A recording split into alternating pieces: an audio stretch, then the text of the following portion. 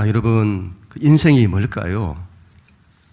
이번 한 주간에도 제가 그런 생각을 많이 하게 되었습니다. 십자가 부활이다. 이게 기독교의 본질이고 우리의 삶의 본질이다. 죽었다가 사는 거다. 죽음의 상황에서도 일어서는 거다. 그래서 인생이 뭘까 이렇게 생각을 해봤는데 일어서는 이야기구나. 인생은 일어서는 이야기구나. 낙심해서 일어서고 좌절해서 일어서고 절망해서 일어서고 죽음에서조차도 일어서고 일어서는 이야기. 그게 우리 인생의 스토리여야 하는구나. 아는 목사님 한 분이 저에게 책을 하나 추천을 하셨습니다. 요즘 베스트셀러라고 하더군요. 그 세이노의 이야기, 가르침, 세이노의 가르침이라는 책인데 무슨 일본 사람이 지은 줄 알았어요. 알고 보니까 영어로 say no, no를 말하라. 이 사람의 필명인 거죠. 저는 이런 류의 자기 개발서를 좋아하지 않아요. 그들 사고의 근본에 인간의 할 수 있음을 전제하기 때문입니다. 그러나 그런 점들을 감안하고 읽으면 많은 도움을 받을 수 있는 책이라고 봅니다. 거기 보면 실패하면 제로 지점으로 내려가라는 글이 있어요. 수많은 사람들이 실패를 한다는 거죠. 성공한 사람들도 그냥 성공한 게 아니라 수많은 실패를 경험한다는 겁니다. 그런데 그들의 특징은 실패를 당해도 제로 지점으로 돌아가서 다시 시작할 줄 안다는 거죠. 그리고 성공을 이룬다. 이분의 말이 참 일리가 있잖아요. 그러나 인간의 약함을 전제하지 않은 거라고 봅니다. 사람에게는 다시 제로 지점으로 돌아가서 다시 시작해야 한다는 것을 알면서도 그렇게 되지 않는 약함이 있는 겁니다. 예를 들면 오늘 우리가 보는 날 때부터 안전뱅이 된 사람이에요. 이 사람은 날 때부터 안 되는 거예요. 날 때부터 일어설 수가 없는 거예요.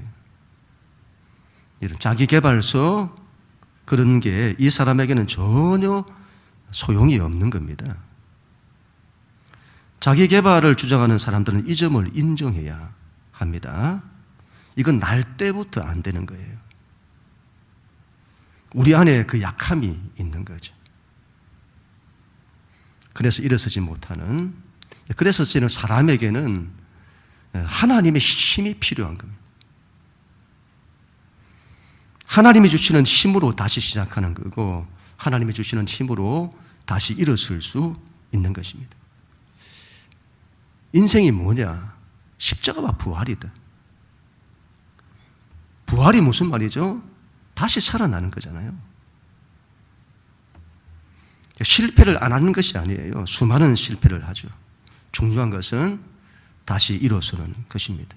어게인이죠, 어게인. 인생은 다시예요. 예수 안에서 다시.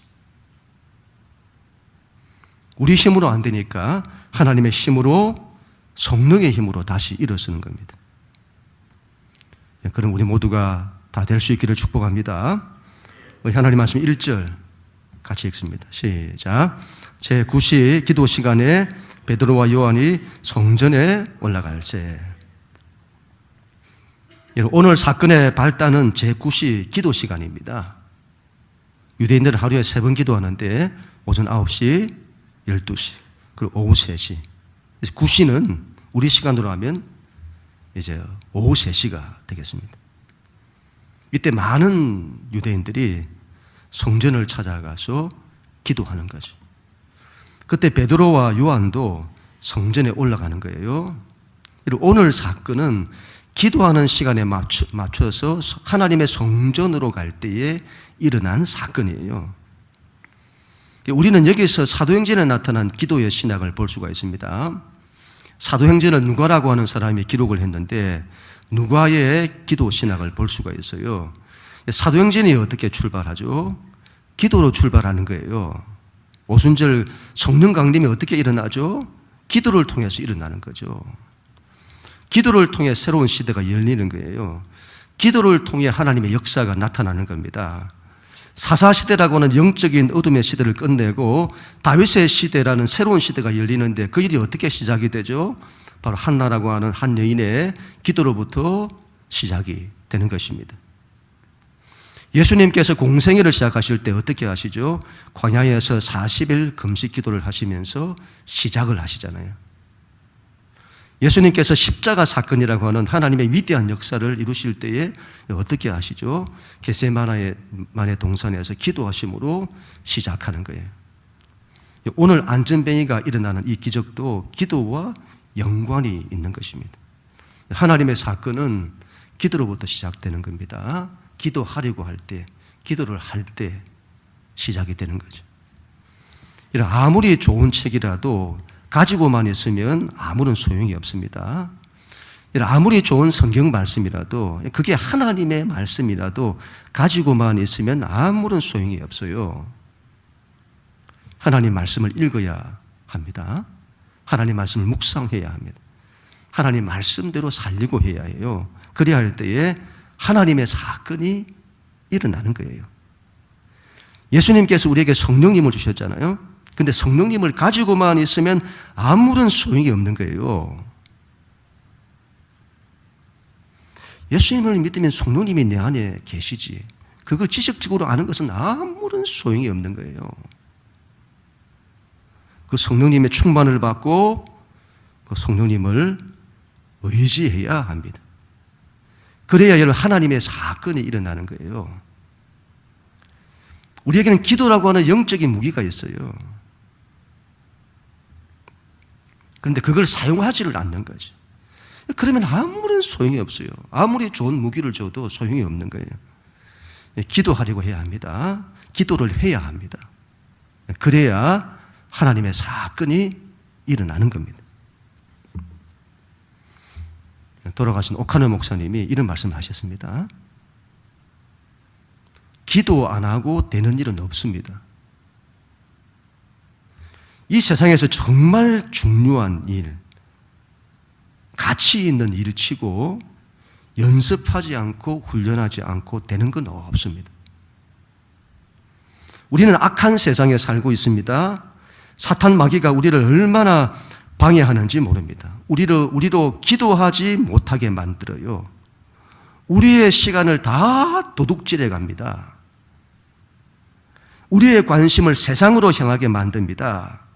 얼마나 기도하기 어려운 시대인지 모릅니다.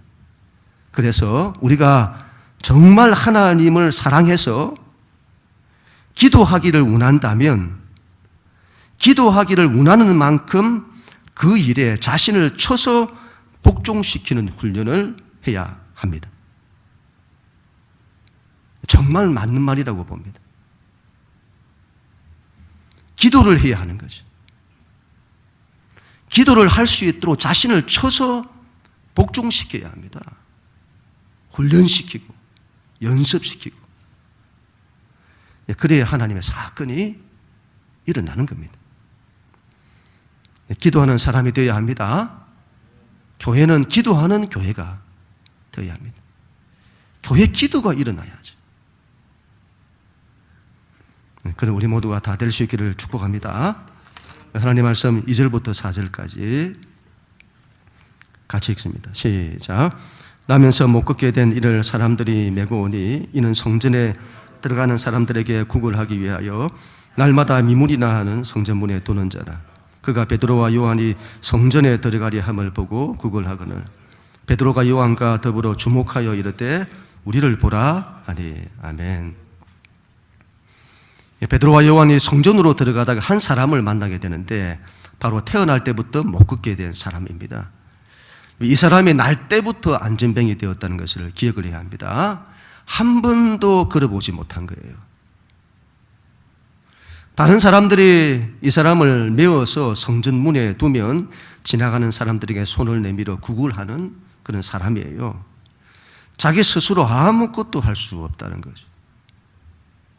한 번도 일어서 보지 못한, 한 번도 걸어보지 못한. 인생의 좌절과 절망 가운데 있는 겁니다. 빛도 없고 온통 어둠뿐인 그런 인생이죠. 이 세상에 진리가 있다면, 이 세상에 진리가, 진정한 진리가 있다면 이 사람에게 빛을 줘야 할 겁니다. 그러나 여러분, 그 어떤 것도 이 사람에게 빛이 되지 못하는 거예요. 그 어떤 종교도, 그 어떤 철학도, 그 어떤 이데올로기도, 그 어떤 도덕과 윤리도, 그 어떤 의술도, 그 어떤 문명도, 그 시대 그렇게 화려했던 헬레니즘도, 그 어떤 자기 개발도 이 사람에게는 아무런 도움이 되지 못하는 거예요. 그 사람을 베드로와 요한이 일으키는 겁니다. 나사렛 예수 그리스도 이름으로 일으키는 거예요.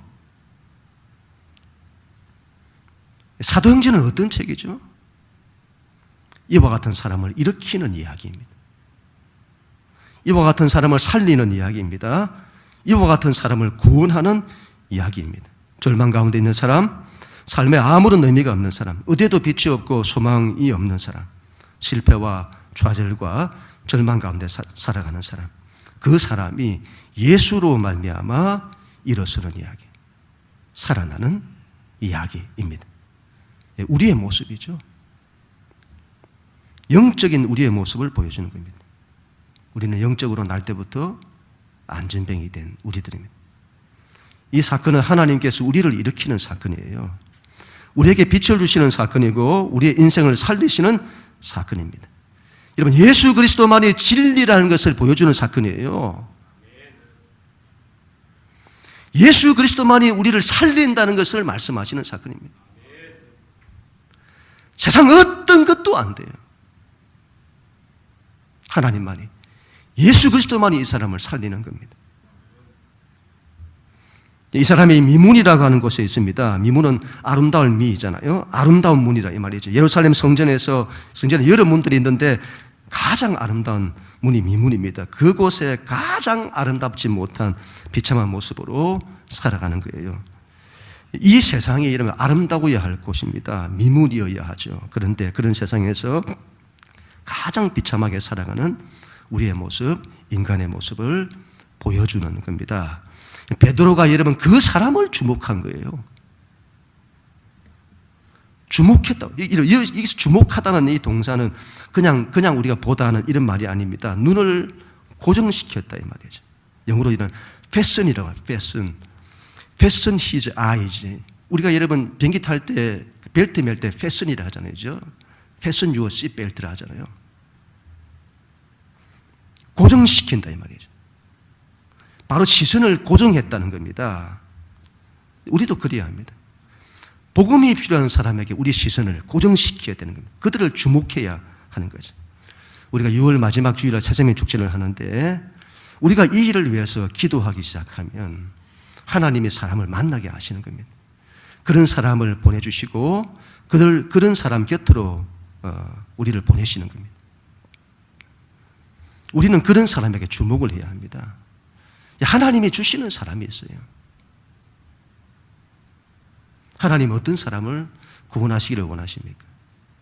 그게 내 남편, 내 아내, 내 자녀들, 내 부모님, 내 친구, 내 이웃들.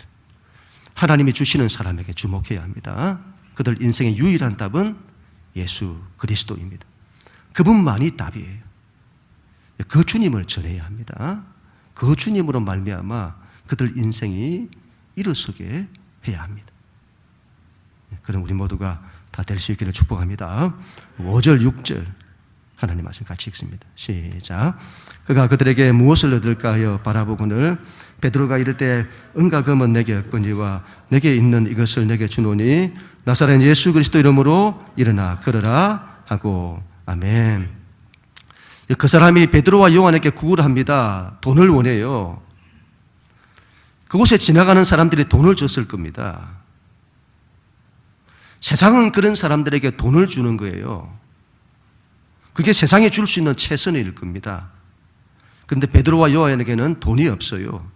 그러나 돈보다 더 귀한 것을 가지고 있는 거죠. 바로 예수 그리스도입니다. 그래서 베드로는 선포하죠. 은과 금은 내게 없다. 그러나 내게 있는 것으로 내게 준다.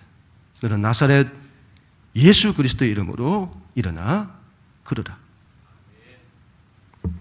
여러분, 인간에게 가장 필요한 것은 예수 그리스도입니다. 우리가 세상에 줄 수 있는 가장 귀한 것은 예수 그리스도입니다. 세상은 은과 금을 가장 귀하게 여겨요. 그게 가장 큰 가치인 겁니다. 세상을 보세요. 전부 돈을 위해 살잖아요. 돈을 위해서라면 모든 걸 다 헌신해요.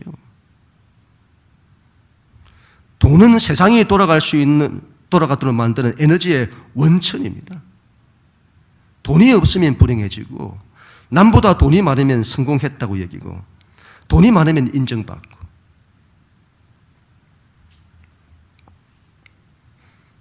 결국 돈이 지배하는 세상인 거죠. 그러나 믿는 우리에게 가장 큰 삶의 가치는 돈이 아니라 예수 그리스도입니다.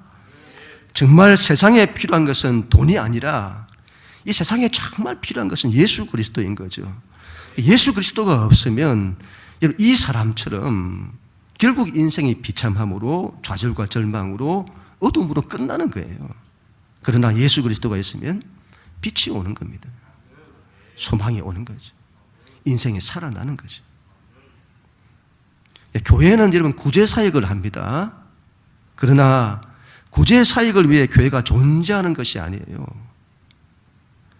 교회는 사회개혁을 합니다. 그러나 사회개혁이나 정치개혁을 위해 교회가 존재하는 것이 아니에요. 교회는 예수를 전하는 것이 목적이에요. 예수를 전하고 예수로 말미암아 사람들을 살리는 것이 목적입니다. 은과 금이 아니에요. 나사렛 예수 그리스도의 이름입니다. 우리의 자녀들에게 가장 필요한 것은 그 인생의 성공이 아니에요. 예수 그리스도입니다. 우리의 남편, 우리의 아내에게 가장 필요한 것은 돈이 아니에요. 예수 그리스도입니다. 우리의 부모님들에게 가장 필요한 것은 건강이 아닙니다. 예수 그리스도입니다. 예수님을 줘야 해요. 이게 없으면 인생은 비참하게 끝나는 것입니다. 이게 있으면 인생은 사는 거예요. 예수님의 이름으로 일어나야 합니다. 예수님의 이름으로 그들의 인생을 일으켜야 합니다. 일어나 걷게 해야 합니다. 그럼 우리 모두가 다 될 수 있기를 축복합니다. 마지막으로 6절부터 8절 하나님 말씀 같이 읽습니다. 시작. 예수 그리스도 이름으로 일어나 걸으라 하고 오른손을 잡아 일으키니 발과 발목이 곧 힘을 얻고 뛰어서서 걸으며 그들과 함께 성전으로 들어가면서 걷기도 하고 뛰기도 하며 하나님을 찬송하니. 아멘. 여러분, 큰일 났습니다. 평생에 한 번도 걸어본 적이 없는 사람이에요. 날 때부터 안전병이 된 사람입니다. 그의 다리는 정상이 아니에요. 정상적인 성장이 일어나지 않았습니다. 그의 다리는 말라 비틀어져 있어요. 뼈는 굽어 있고 굳어 있습니다. 그렇게 40년을 살아왔어요. 그런 사람에게 일어나 걸으라는 거죠. 그렇게 말해놓고 만약 일어나지 않으면 어떻게 할 거냐는 거죠.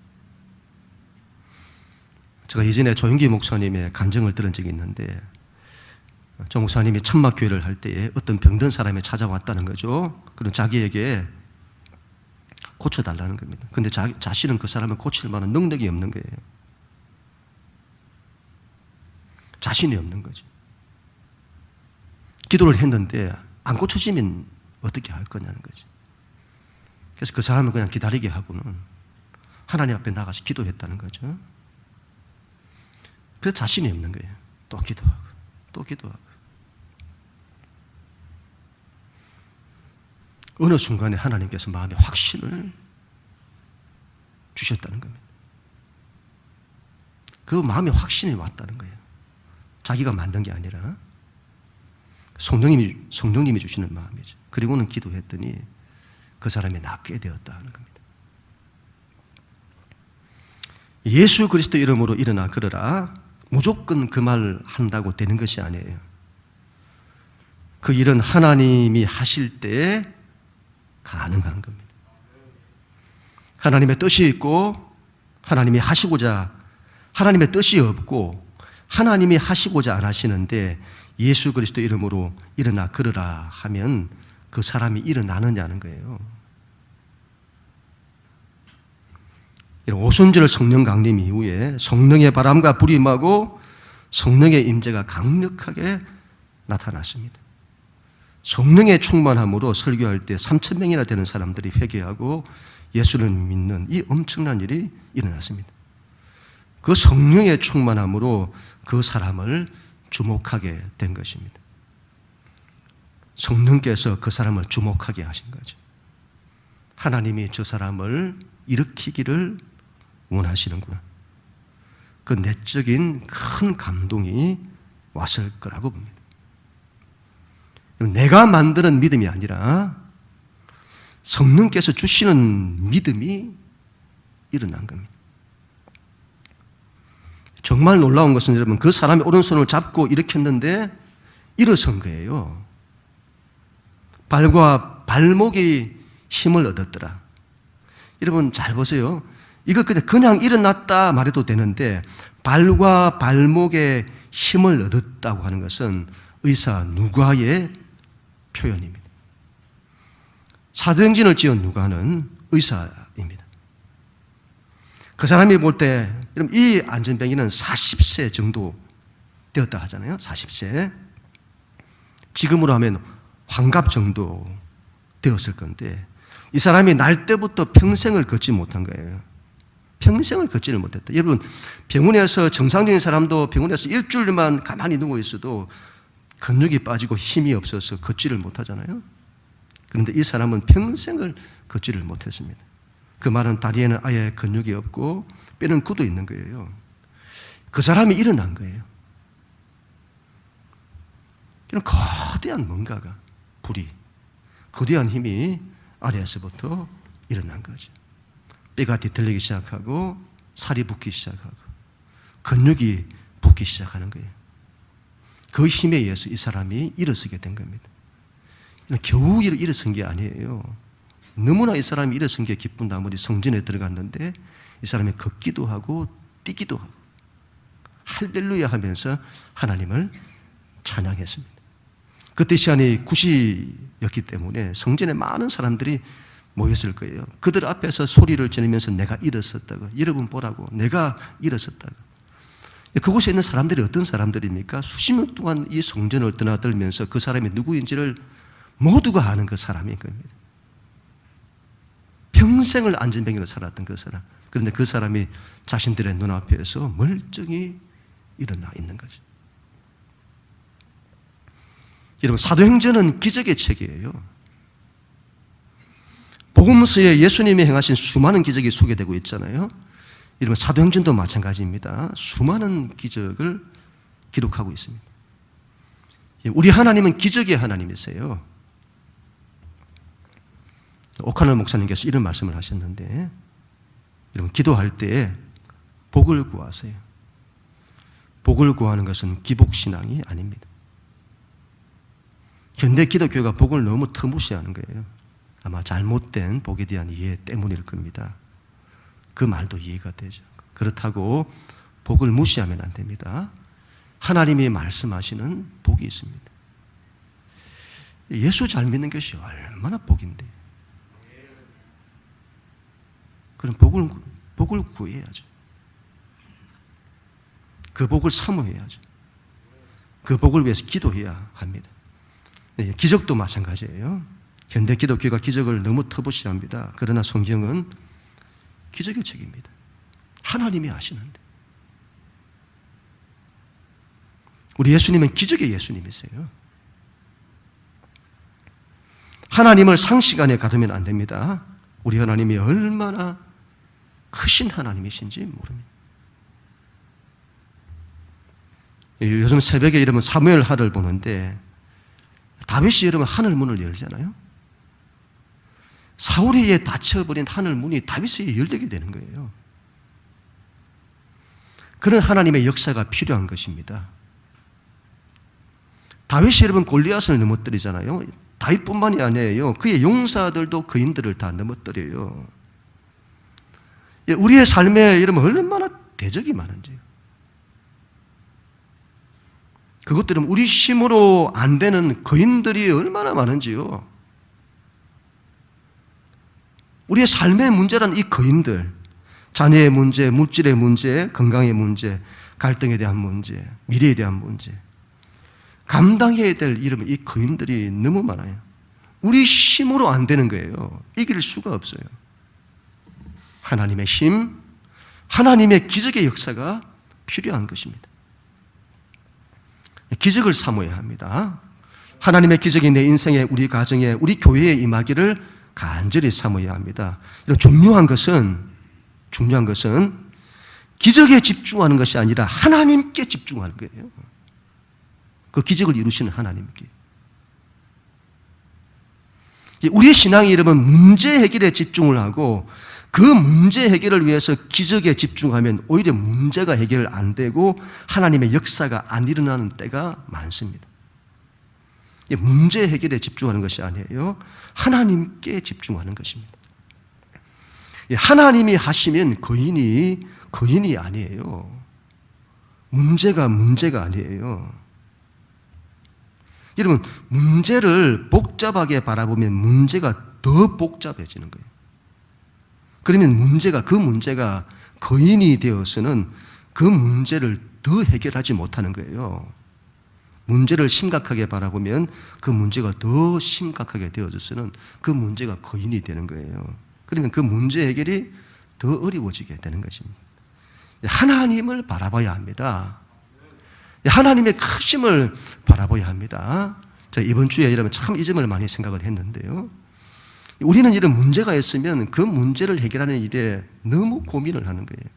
그러면 그 문제가 커지고 또 커지고. 그래서 나중에는 문제에 빠져들어 버려요. 그리고 그 문제 때문에 내 인생이 휘둘리게 되는 겁니다. 힘들어하고.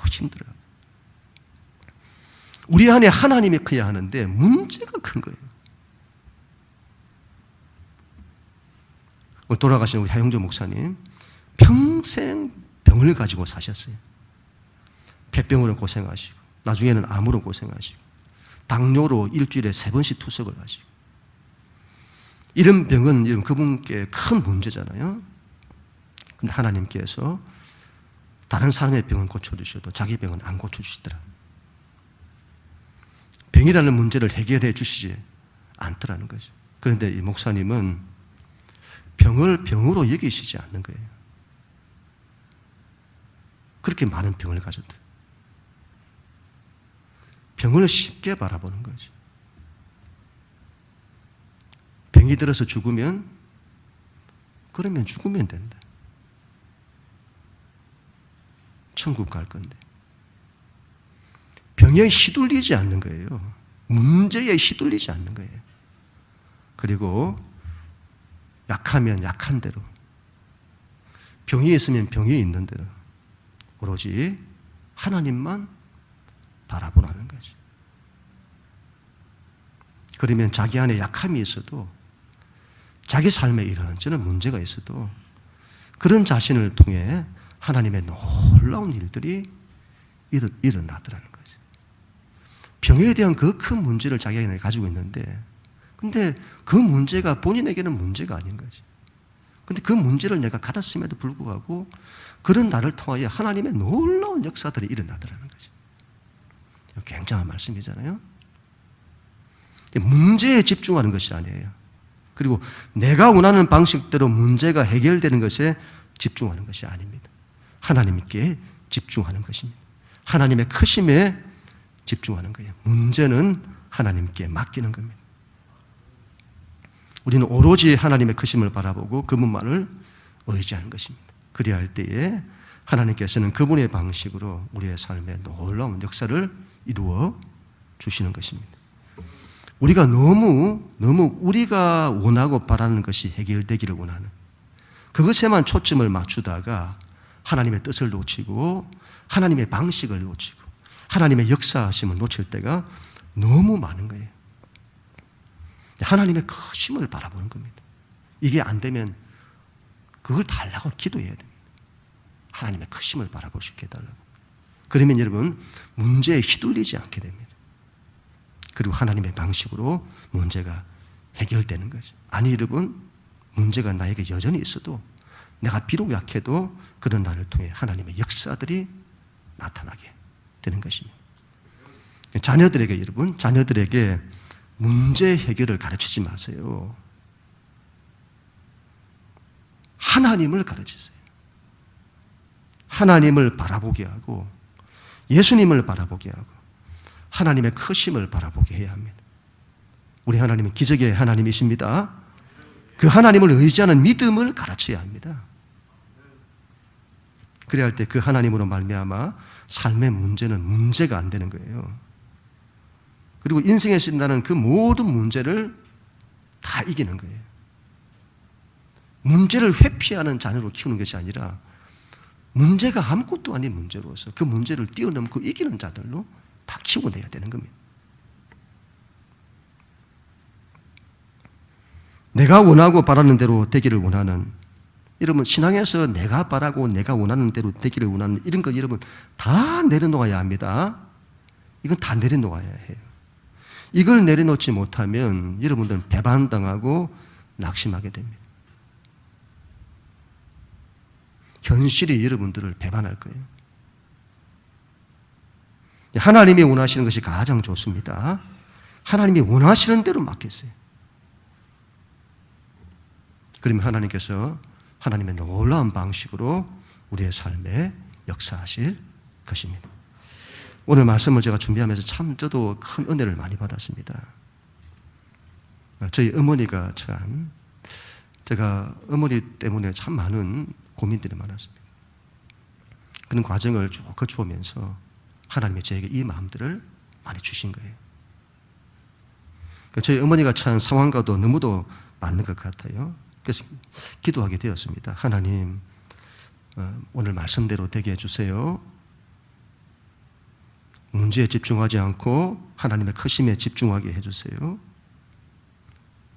말씀대로 되게 해주세요. 그렇게 기도했습니다. 이런 말씀에 대한 믿음을 가져야 합니다. 주일마다 말씀을 들으면 듣고 나가시면 그때부터 딱 까먹고 지내지 마시고 그 말씀대로 되기를 원해야 합니다. 그래서 한 주간 동안 계속 묵상하고 적용하고 그 말씀대로 되기를 원하는, 우리가 사도행전의 말씀을 나누잖아요.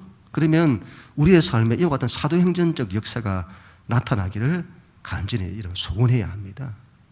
그래야 합니다.